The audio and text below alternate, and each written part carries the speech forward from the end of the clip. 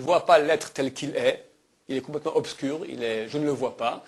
J'ai qu'un rebondissement de photons qui touche son champ électromagnétique, d'accord, provoqué par les atomes qui tournent autour, par les électrons qui tournent autour de ces atomes, et donc je vois qu'il y a quelque chose. Mais ce qu'il y a, je ne vois pas. Je ne vois pas l'intérieur, je vois que l'extérieur.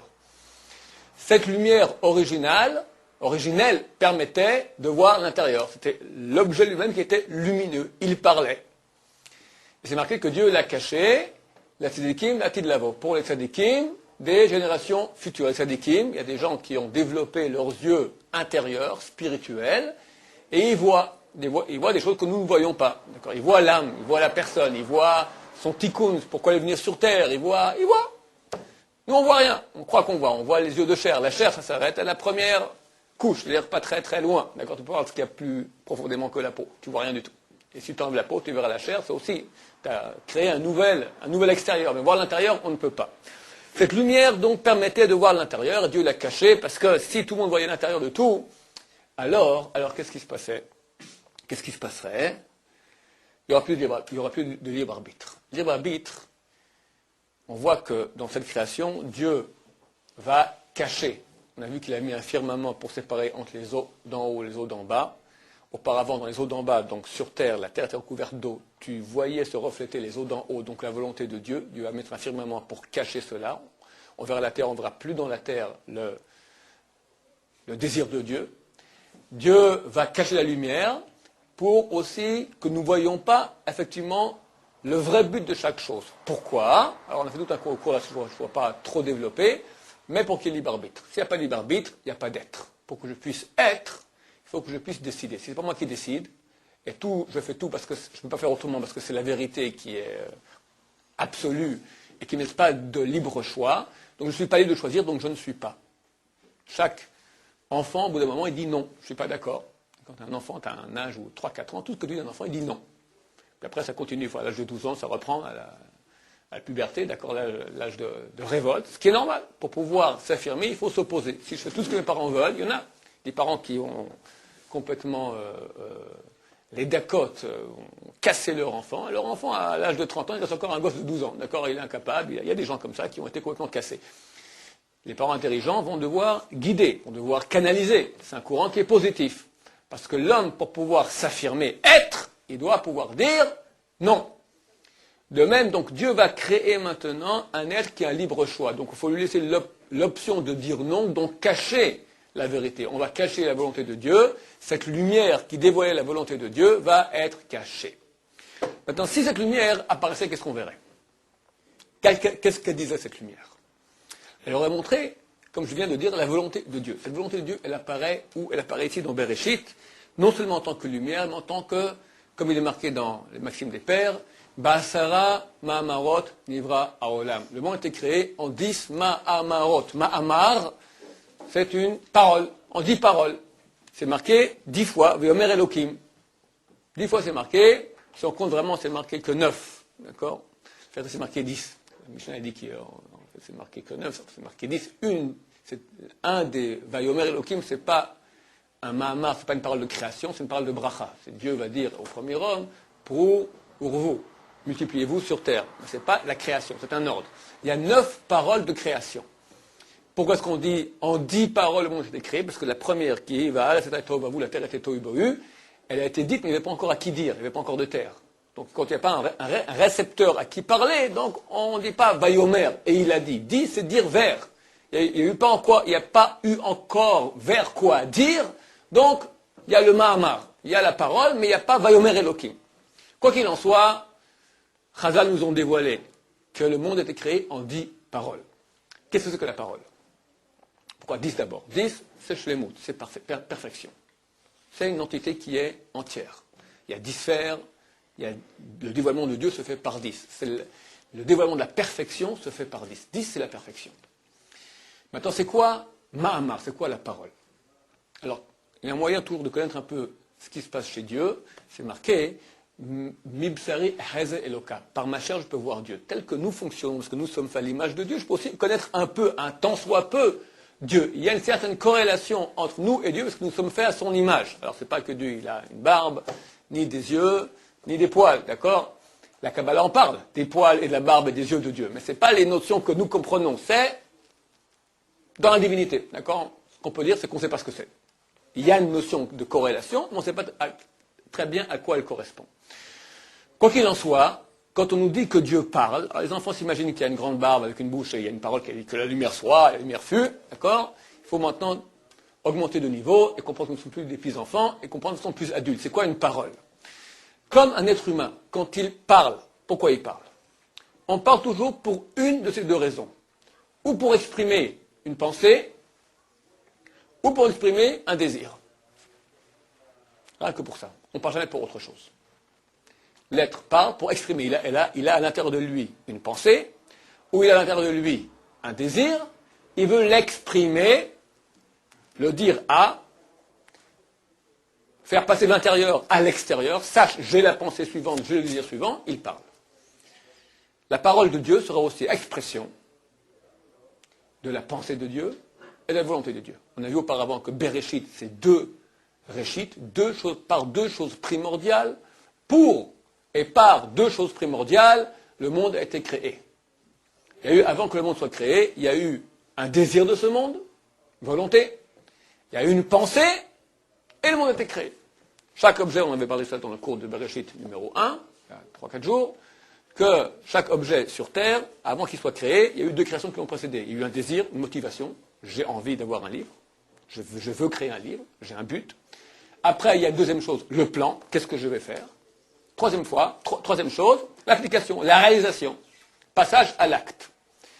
Dans la création de Dieu aussi, Dieu, avant de créer, il veut, première chose. Après, il pense, deuxième chose, bien sûr quand je dis que Dieu veut et Dieu ne pensait pas comme nous, on parle de Dieu.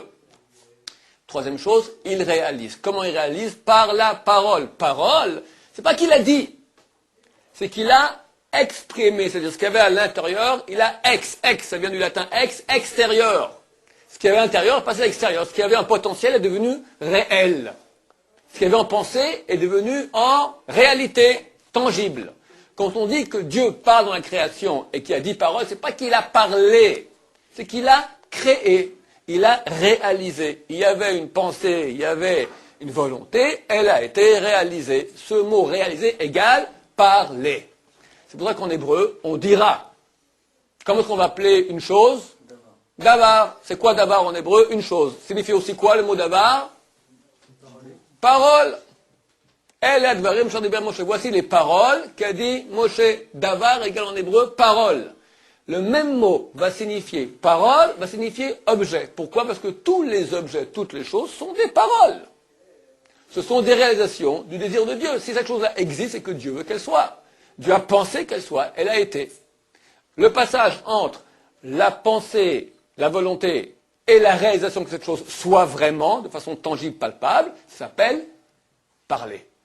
Dieu a, c'est une parole de Dieu, c'est une réalisation d'une pensée de Dieu, c'est une réalisation d'une volonté de Dieu. Nous sommes entourés de paroles. Tu vois un peu dans quelle cacophonie on vit, d'accord? Plein de paroles partout. Baruch Hashem. D'ailleurs, je vous ai amené donne-moi le sidour. Voilà. C'est le tilim que nous disons, le premier tilim que nous disons dans Shabbat matin, pour nous dire que le monde, il parle. La Vansar Mizmor le David, chant à David. Hashamaim Mesaprim Kvod El. Le ciel, les cieux racontent la gloire de Dieu, le kavod de Dieu. On a expliqué la dernière fois, c'est quoi kavod? Comment on fait pour honorer? Kavod, c'est honneur. C'est quoi honorer quelqu'un? Tu peux l'honorer parce qu'il est intelligent, parce qu'il est riche. Honorer lui, honorer sa volonté. Donc le ciel raconte la volonté de Dieu. Quand tu vois le ciel, tu vois, c'est une volonté de Dieu. Maintenant, quelle volonté? Moi, je vois, dans le ciel, je vois de l'oxygène, des nuages, le ciel bleu. Ok, ça, je vois la volonté extérieure. La lumière intérieure de Bereshit me permettait de voir la volonté intérieure. Qu'est-ce que c'est que le ciel? Pourquoi le ciel il est là? C'est pas seulement pour qu'il soit bleu et joli avec des nuages. Il y a un but. Si Dieu crée un ciel, il y a un but. Le ciel raconte le kavod, c'est-à-dire la volonté de Dieu. Si quelqu'un peut voir maintenant, savoir la vraie raison pour laquelle le ciel existe, il vit dans Bereshit. C'est ce que le Bereshit nous dit. Il connaît les secrets du monde. U'ma'aseh yadav magid rakia. Et les actions de ses mains dit le firmament. Il parle un firmament. Chaque chose parle. Chaque chose me dit, regarde, je suis une volonté de Dieu, je suis un but de Dieu. Moi, je ne sais pas quel est le vrai but. Je ne sais même pas quel est mon but. Mais il y a un but. Les choses parlent. Les choses sont des paroles. Les choses sont des réalisations du désir de Dieu. Chaque chose, elle contient en elle un désir de Dieu, une volonté de Dieu. Yom le yom yabiya omer. Le jour dit au jour. Velayla le layla yichavedat. Et la nuit dit son avis à la nuit. En omer ve en dvarim. Sans omer, amira. Parole. Ve'en dvarim, sans parole. C'est deux mots en hébreu différents, mais c'est la même chose en français. Le français n'est pas suffisamment riche pour dire, il y a deux mots pour dire parole. Sans parole et sans parole, bli nishma, sans qu'on entende, kolam. Leur voix est. Elles ont une voix sans qu'on n'entende rien. C'est-à-dire que la réalité, elle parle. Nous sommes entourés de paroles. Il y a eu 10 degrés dans ces paroles-là. Parfait. Le monde est parfait. Bechol haaretz et tzakavam. Dans toute la terre sort leur son. Au vexé tevel, jusqu'au bout du monde, milehem, leurs mots. Etc. Donc on nous dit que la réalité, elle parle. Qu'est-ce qu'elle parle? Donc comme j'ai dit, elle parle de la volonté de Dieu, expression de volonté de Dieu, expression de pensée de Dieu. Mais invisible à nos yeux parce que Dieu a caché cette lumière. Quoi qu'il en soit, le monde est créé de façon parfaite. Parole de Dieu. Dieu a voulu, il a exprimé, ça a été fait. Il y a une seule chose qui a été créée un peu différemment. C'est qui? L'être humain. L'être humain, c'est marqué un peu plus tard dans la Torah, Vayitzer et Adam. Vayitzer avec 2 yud. Yitzer, c'est créer. Avec 2 yud. C'est une erreur de syntaxe. Il faut dire Vayitzer avec un seul yud. C'est comme s'il a créé. Parce qu'il y a eu 2 créations. Il y a eu une création aussi que Dieu a dit, Naase Adam, faisons un homme. Il a créé aussi, parfait, tel que Dieu voulait. C'est quelle partie? La partie physique. Physiquement, je suis parfait. Quand tu prends un chien, il est parfait. Un homme, il est parfait. On fonctionne de la même façon. Il y a une autre création qui n'a pas été créée de façon parfaite. Il n'y a pas eu de parole. Dieu n'a pas dit que l'homme soit. Dieu a pris la terre. Et après, qu'est-ce qu'il a fait?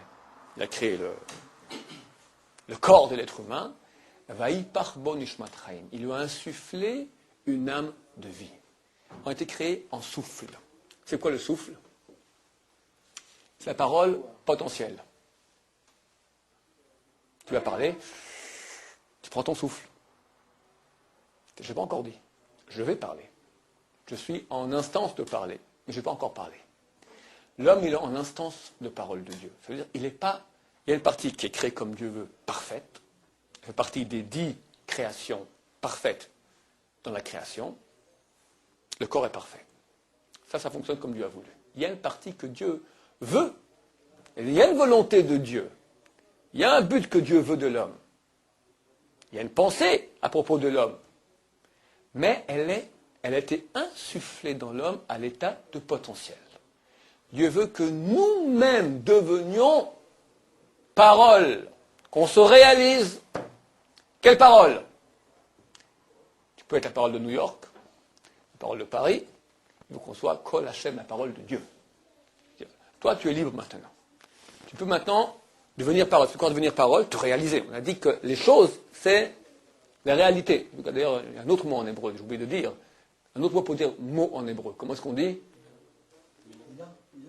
Mais non, pas un mot pour dire chose, pardon. Un autre mot pour dire chose.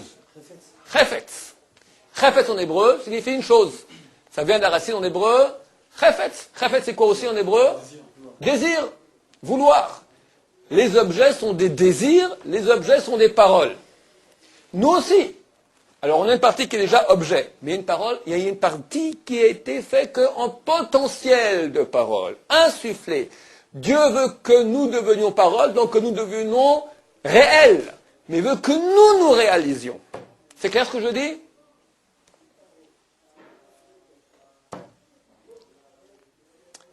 Alors j'ai le choix.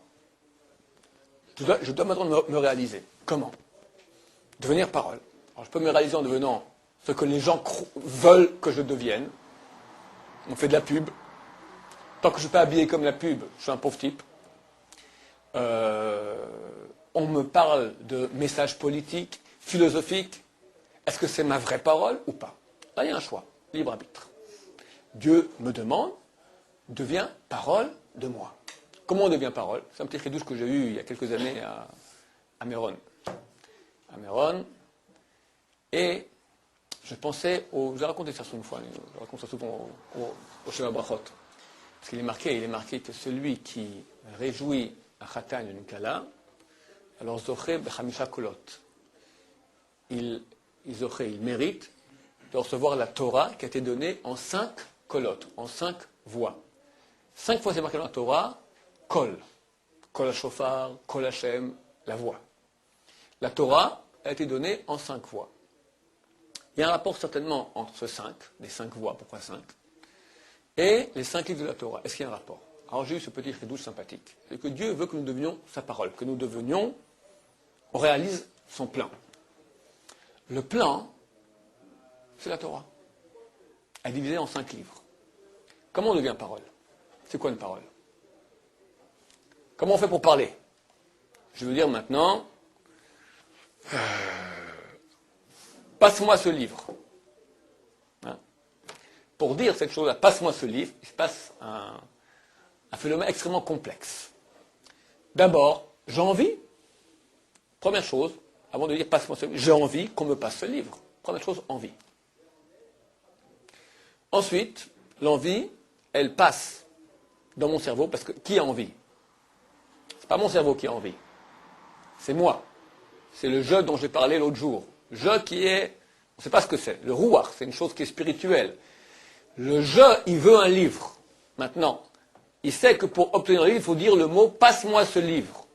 Mais est-ce qu'il va le dire maintenant en français ou en hébreu, Tanit Sefer, ou en anglais, give me please the book, ou en allemand, comme on dit là-bas, bring mir das Buch, d'accord, je ne sais pas, hein, give mir das Buch, voilà, etc. Il y a une réflexion à avoir, c'est vrai, pour dire en allemand comment j'ai dû suer, donc il y a une réflexion. Je veux le livre, c'est pas dans la réflexion, c'est avant.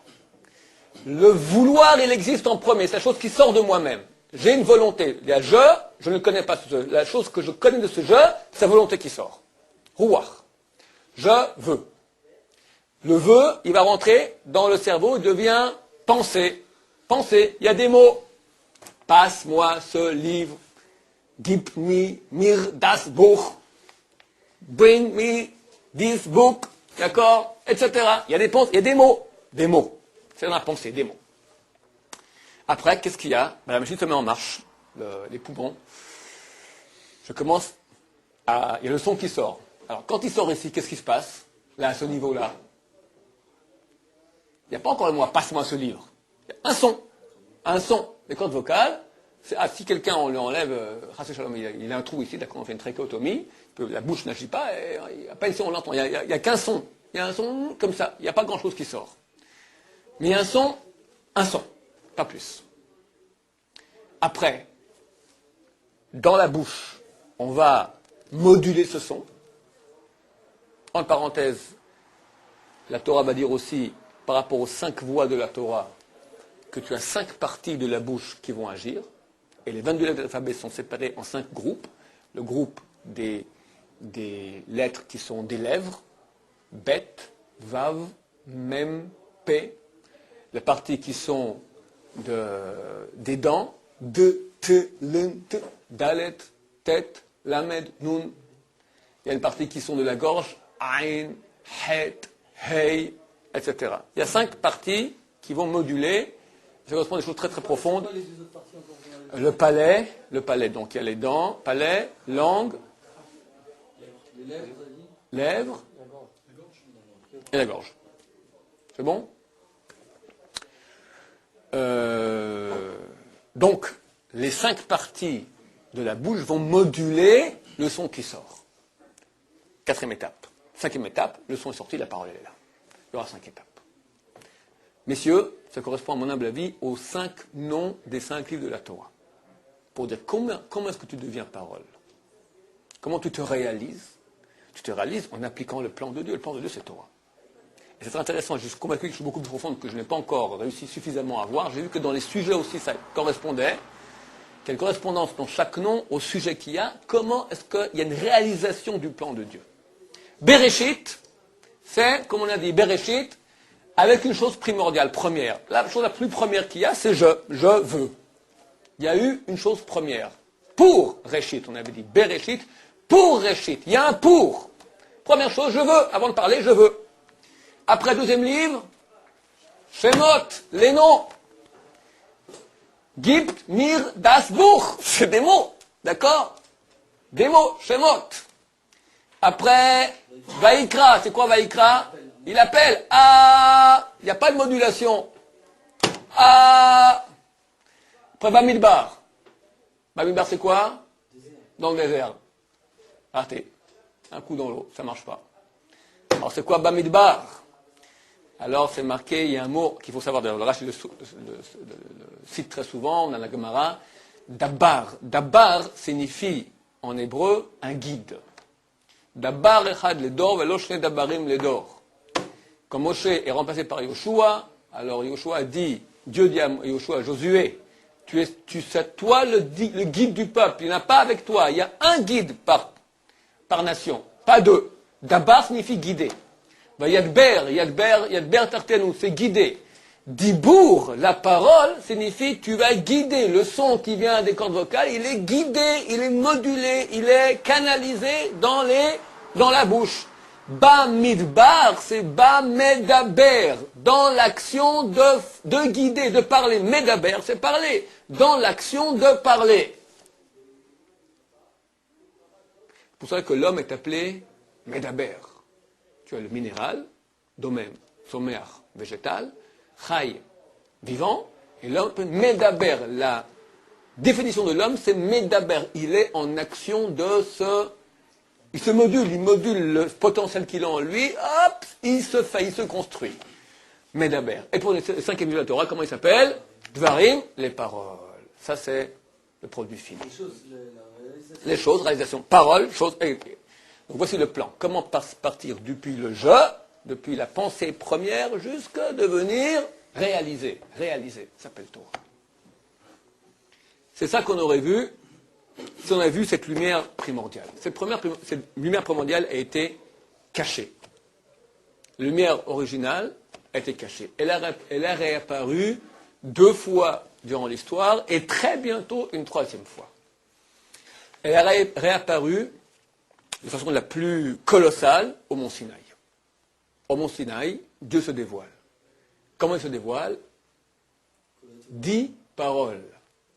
Aseret Hadibrot. C'est quoi ces 10 paroles? Je suis ton Dieu, tu n'auras pas d'autres dieux sur ma face, etc. Ça correspond à quoi? À ces 10 paroles-là de création. C'est-à-dire que le plan et la volonté de Dieu qui sont cachés dans ce monde-ci, Dieu a dévoilé. Am Israël, au mont Sinaï, ont vu Dieu. Ça veut dire quoi? On ne peut pas le voir Dieu. Ils ont vu la volonté de Dieu. Ils ont vu les voix, ça veut dire qu'ils ont vu la volonté. Alors, ils ont vu les voix. Il faut expliquer c'est quoi les voix. Les voix, c'est les Mahamarot. Ils ont vu, pourquoi est-ce qu'ils ont vu les voix? Parce qu'ils ont eu une vue prophétique. On va peut-être la prochaine fois, on parlera encore, peut-être, c'est quoi la vue prophétique? Éventuellement, comment est-ce qu'on voit des voix? D'accord? On doit entendre des voix. Quoi qu'il en soit, il y a eu une vue prophétique. Ça veut dire une expérience de connaissance, pas par les sens, mais au-delà des sens, où l'humanité, donc peuple d'Israël, 3 millions de personnes environ, on comprend 600 000 de 20 à 60 ans mâles, plus les femmes, les enfants, les vieillards, c'est au moins 3 millions de personnes ont vu Dieu. Alors qu'est-ce qu'ils ont vu Dieu? Ils ont vu la création, ils ont vu Bereshit, ils ont vu la volonté primordiale de Dieu, ils ont vu le but, pourquoi le monde existe, ils ont vu le sens du monde. C'est marqué que Dieu a crevé, le Midrash dit que Dieu a crevé les 7 cieux et s'est dévoilé. Qu'est-ce qu'il a dévoilé? Il a dévoilé exactement cela.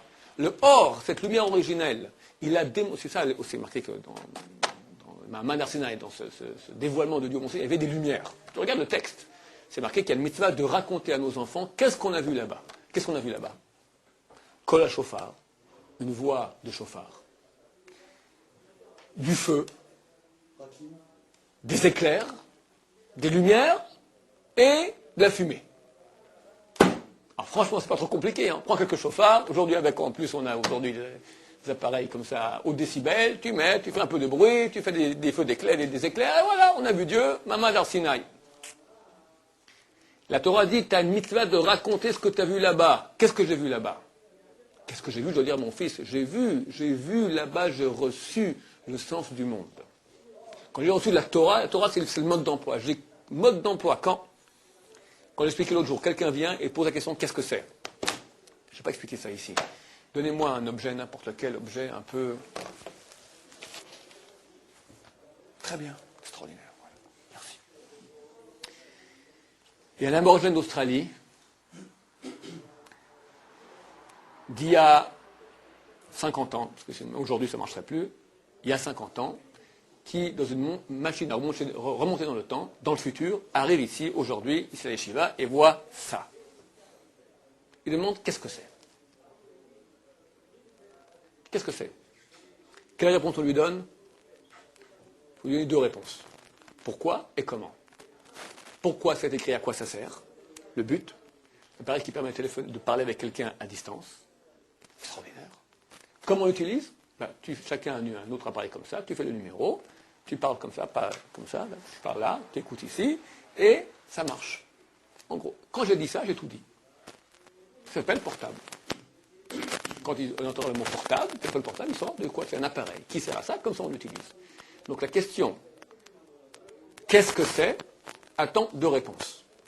Pourquoi et comment? On appelle cette réponse Torah.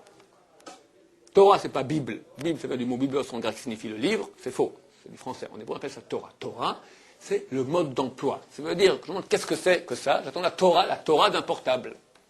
C'est-à-dire le mode d'emploi. À quoi ça sert? Comment on l'utilise? La Torah d'un livre, la Torah d'un chien, la Torah de moi. La Torah du monde. La Torah de moi, la Torah du monde, c'est ça. À quoi ça sert l'homme? Quel est le but du monde? Merci. Et comment on l'utilise, ce monde? Quel est le but de l'homme? Comment on l'utilise? Comment ça fonctionne, un homme? Des trucs à faire, des trucs à pas faire. Que celui qui m'a créé peut me dévoiler le but total, le fonctionnement total. Aucun être humain peut savoir. On cherche. On cherche. Tu prends un objet pareil, répète-moi ça, s'il te plaît, d'accord. Un type extrêmement calé. Il y a un siècle, est incapable de savoir à quoi ça sert, ça. Incapable. Il lui manque trop d'éléments.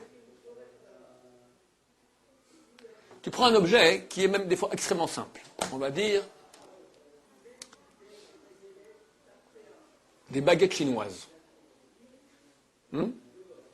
Deux bâtons fins. À quoi ça sert? C'est pas quelqu'un qui vient et que te dévoile à quoi ça sert.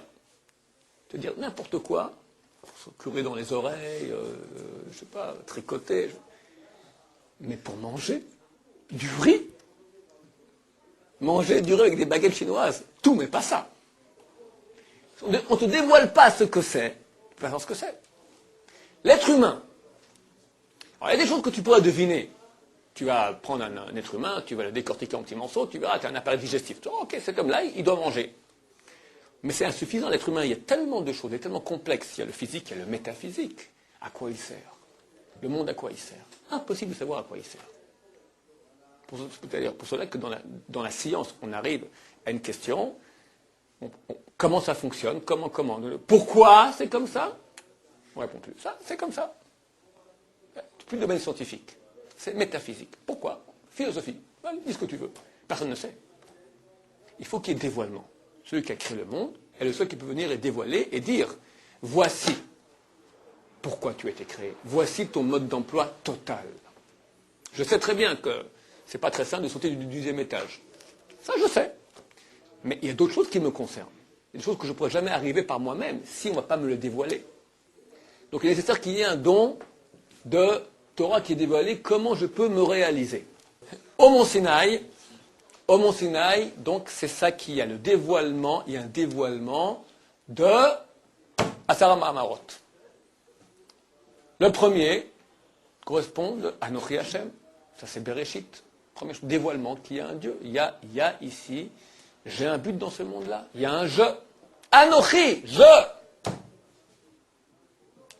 dis, se dévoile par une volonté. Je ne sais pas ce que c'est. Se dévoile par ma volonté. C'est qui je?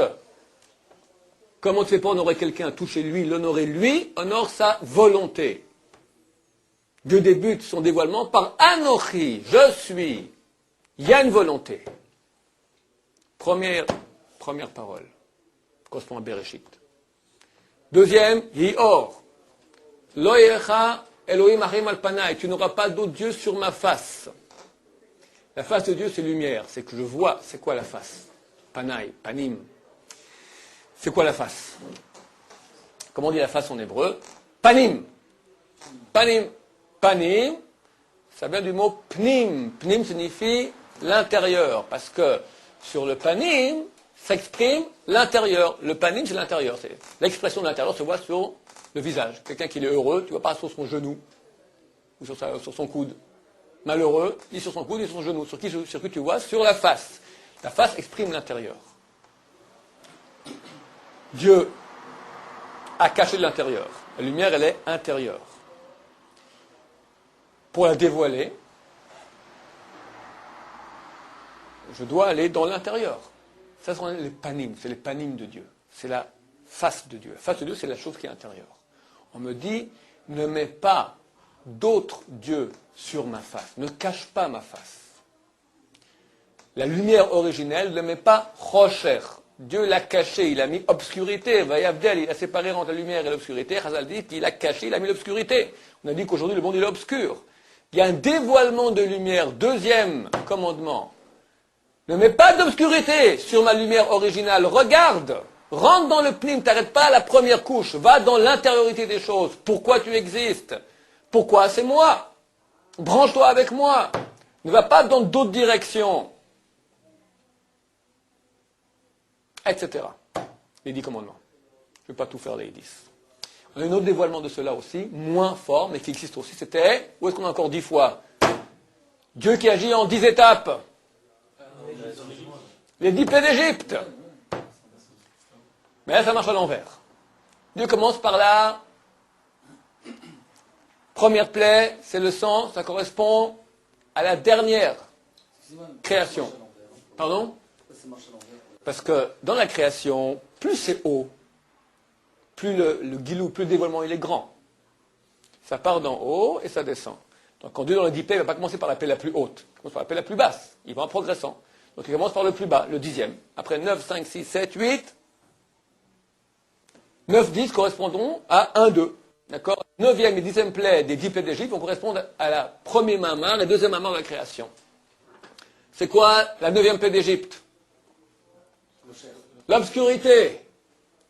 C'est quoi le deuxième mamar? Yehi or, non, le deuxième mamar de la création, qui est lumière. Alors pourquoi obscurité? Alors c'est marqué que Dieu a envoyé l'obscurité, ou les Israël aya or bechol moshvotam, ou le Bnei Israël aya or bechol moshvotam, ou le Bnei Israël, au fils d'Israël, il y avait lumière dans toute leur demeure. Dieu a envoyé les jours d'obscurité chez les Égyptiens, mais les Juifs, il y avait la lumière, ils voyaient très bien. À part une partie, 80% qui ont été éliminés, qui n'étaient pas au niveau d'être sortis d'Égypte, et Dieu les a éliminés, et Dieu a laissé l'obscurité pour que les Égyptiens ne voient pas comment nous, Juifs, allons et enterrons notre propre peuple, nos propres frères, qui n'ont pas mérité de sortir d'Égypte. D'accord, c'est terrible, hein. 80% des peuples juifs n'est pas sorti d'Égypte, c'est quand même une chose qui est assez terrible. Obscurité, donc on a profité pendant que les Égyptiens ne voyaient pas, nous, pour aller et enterrer. Tu poses une question? Oui. Il y a aussi les 10 générations d'écalement, les noirs. Oui. Oui, c'est juste. C'est juste. Moi, je te parle maintenant de dévoilement de Dieu. 10, ça revient beaucoup, d'accord? 10, on passe toujours, ce sont 10 étapes. 10, c'est chaque pas se fait en 10 étapes.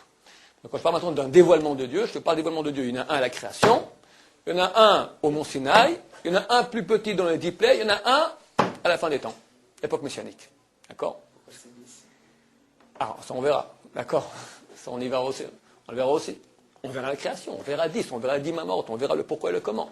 Forcément, on verra ça en dévoilement Tout va par 10. Les 10 sphères, le monde est géré par 10. Quoi qu'il en soit, je vais maintenant le rapport rapidement finir avec cela, qu'il y a entre la création et les 10 plaies. Donc on a montré que la 9e plaie correspondait à l'obscurité. L'obscurité qui correspond au deuxième Mahamar de la création qui est la lumière. Comment ça se fait? Les Juifs ont une lumière extraordinaire. Quelle lumière? Dieu se dévoile dans une lumière extraordinaire. Il montre qu'il est là. C'est marqué que Dieu est venu. Il s'est dévoilé en Égypte.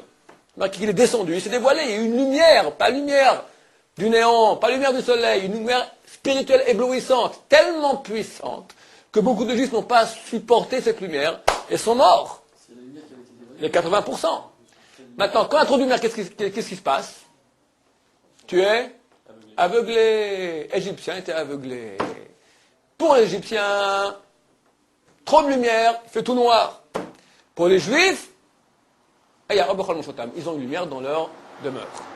Et la 10e plaie, c'est Makat Bechorot. C'est quoi? Tuer tout le premier-né. Qui t'a fait premier-né?